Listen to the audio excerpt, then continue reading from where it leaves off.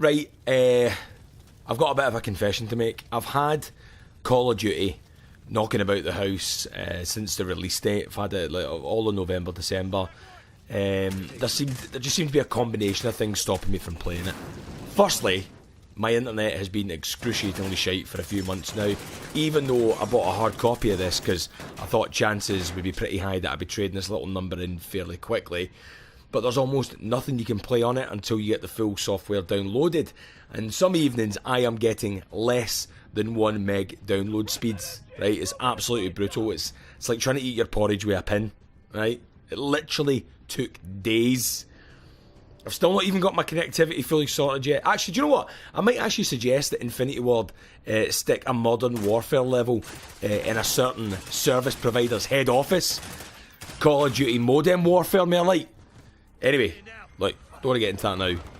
Plus, I don't condone violent acts of retribution. Right now, back to my review of this blood-soaked mass murder simulator.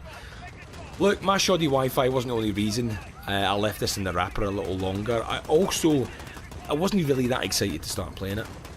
Right, I like single-player campaign modes. Right, that's where initially I put all my time in. It was missing last year, so I skipped playing it altogether. And I didn't really feel like I'd missed out. However, the big storyline was back this year, and the trailers were tempting. Plus, Rab did a review of Death Stranding before I could get to it, so I did finally get the disc in the machine and turn my internet tap onto full drip. And I'm glad I did. Right, there is a bit of an online multiplayer that you can have a pop about with before the download, but it's nothing more than a digital version of paintball, basically. The single player storyline, however, takes place before the events of Call of Duty 4 Modern Warfare. This isn't just a prequel though, it's a reimagining of the entire story.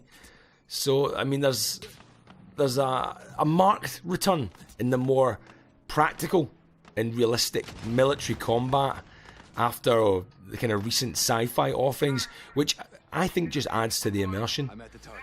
What I love about single player modes is the option of setting a difficulty that suits you best. Let's be honest, after a year out of practice, you're basically worse than a 90s computer AI. Corporal Bullet Magnet, basically. But I'm not a total Jesse. I do play on a hardened difficulty, but that seems enough for me to progress without getting completely stuck for any great length.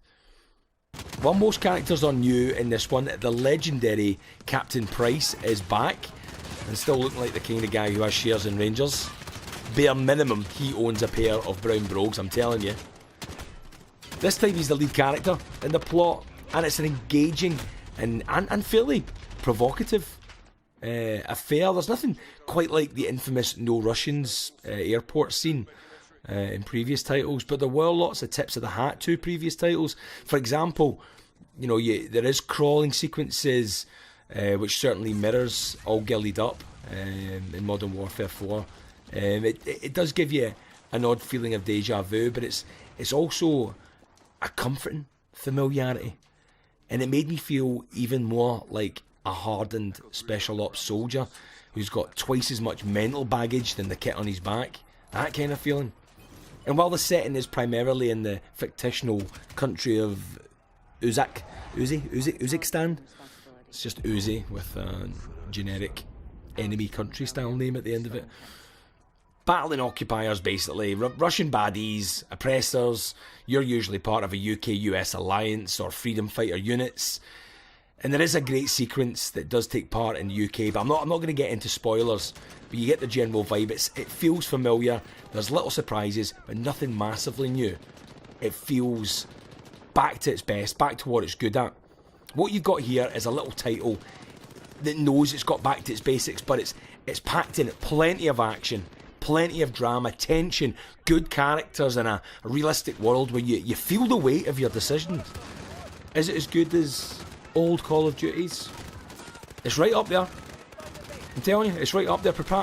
Maybe just losing out a little bit due to missing out on a real bit of shock value or a completely brand new experience. But the ending has made it very clear that there will be plenty more to come in the future. And who knows, I might even have some fucking internet by then.